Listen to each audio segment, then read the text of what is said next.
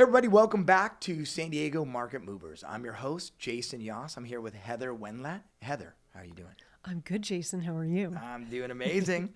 So Heather and I were talking a little bit off stage about what's going on in the market right now. The CPI index report is coming out next week. There's a lot of uncertainty out there. Heather, what are you telling your clients about what to do in this market? Well, I'm very bullish as usual. I mean, my background is being an investor first, right? And then I got into real estate in 2016 representing clients. My perspective is always going to be, it's always a good time to buy. So keep that in mind, people. However, in general, regarding the market, the people that we follow Stephen Thomas, who's a local economist. He's literally looks at the data every month and gives us very detailed analysis on how the market looks. And then there's just the fact of being in the market, representing buyers and sellers, and actually seeing on the ground what's actually happening versus what people tend to read about with the New York Times or National news, right? Right. National news is not really accurate here in San Diego, is what I've found. But what I'm seeing is, or what the people that are smarter than I am are saying, is that the rates, obviously, as we know, they increased 0.25%. And that should be, there's kind of signaling that should be it for a while in terms of rate increases.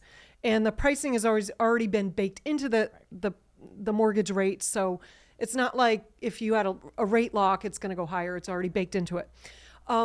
What's going to happen and what we're seeing in the market right now, what I'm personally seeing, is that there are a Scripps Ranch townhome that's a twin home, okay, that got 27 offers last weekend and had a bidding war. However, what is different is that the amount that the buyers are willing to go above asking has muted compared to, say, 21, 22. So it was listed at $950.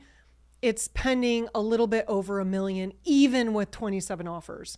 So it is very competitive. However, it doesn't seem to be a runaway train, because I think buyers do literally have a ceiling since their rate has doubled in the last year. Their affordability has, obviously a factor to consider. So, yeah. When you're talking to your client now in a situation where that right home may have multiple offers, how are you setting them up for success as we focus on getting that dream home or that first home? Well, every buyer's different. The buyers that are the most successful are going to have a winning attitude. The attitude of, I want to buy a home. I want to buy a home. I don't want to spend 2 years looking to buy a home, but I actually want to buy a home. So off the bat, the mindset of, yes, let's buy a home is important, because there are a lot of buyers that seem to want to be in the shopping process for a prolonged period of time.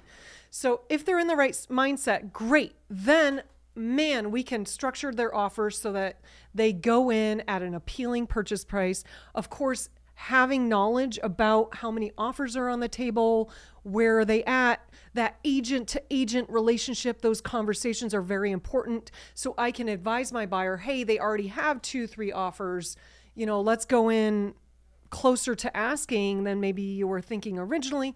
So things like that. Obviously, having pre-approval, having all their finances. It makes sense. Having the right agent to navigate this process is one of the most keys. So, Heather, thanks so much for all that feedback. That's the important stuff that you need to know. Hey, everybody, you make sure you tune in next week to San Diego Market Movers. We'll see you then.